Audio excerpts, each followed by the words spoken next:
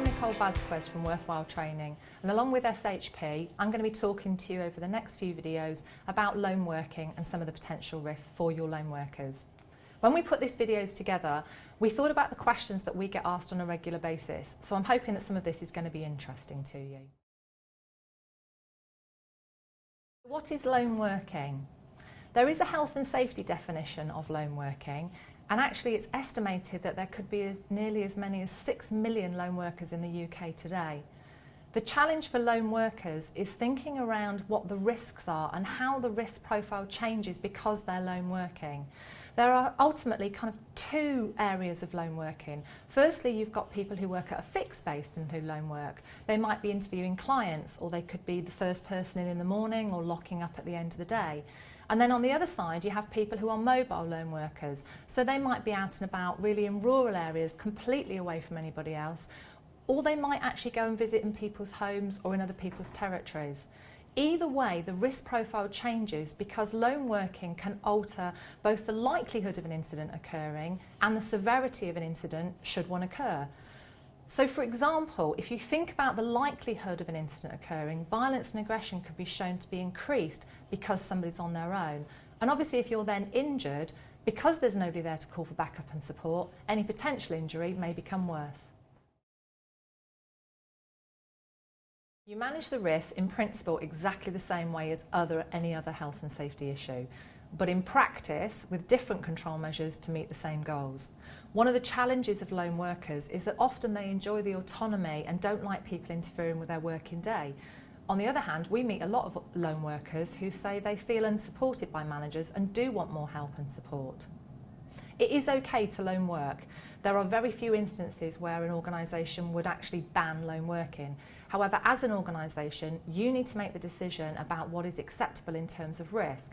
So you might say that there are some jobs that actually people can't lone work in. There are others that need control measures, and there are others that for you the risk is tolerable. Whatever your ethos, you have to communicate that with your lone workers, because whatever you say is what they will do. We get asked this question all of the time. You don't. Well, you kind of do. What you do is you complete risk assessments for the job or the activity that people are doing and just take into account the fact that they're lone working. We've produced a risk assessment tool that our clients use called the P.E.T analysis, and it's a way of being able to assess the risks that may affect lone workers. When you look at the P, this is about people. Is there anything about the person that might make the lone worker more at risk? For example, do we know if there's previous aggression from this person? Are they unhappy to see the lone worker? And also, is there anything about the lone worker themselves that might make them more vulnerable? What's their level of experience? How new are they to the job? Or have they any medical conditions that might be a particular issue?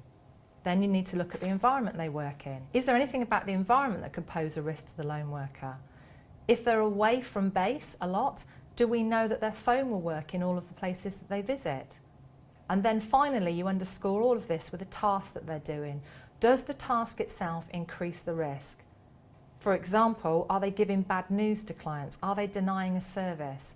Or is there something about the complexity of the task or working under a tight time pressure that might give rise to health and safety issues? Identifying these elements can give you a good overview of the potential risks to your lone workers.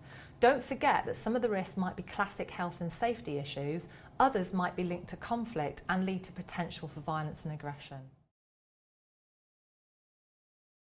Any risk assessments for lone workers should include the lone workers themselves. And I bet you on a day-to-day basis they actually do dynamic risk assessments anyway. The more experienced they are, the more likely they are to use them, and actually the more likely they are to come up with some good control measures as well. But just because lone workers do dynamic risk assessments, it doesn't mean that the organisation can get rid of their responsibility for doing those formal risk assessments. And don't forget, it's really important to provide that audit trail as well. I would encourage you to involve your lone workers in the risk assessment process, create that ownership, create the buy-in, and learn from what they already know.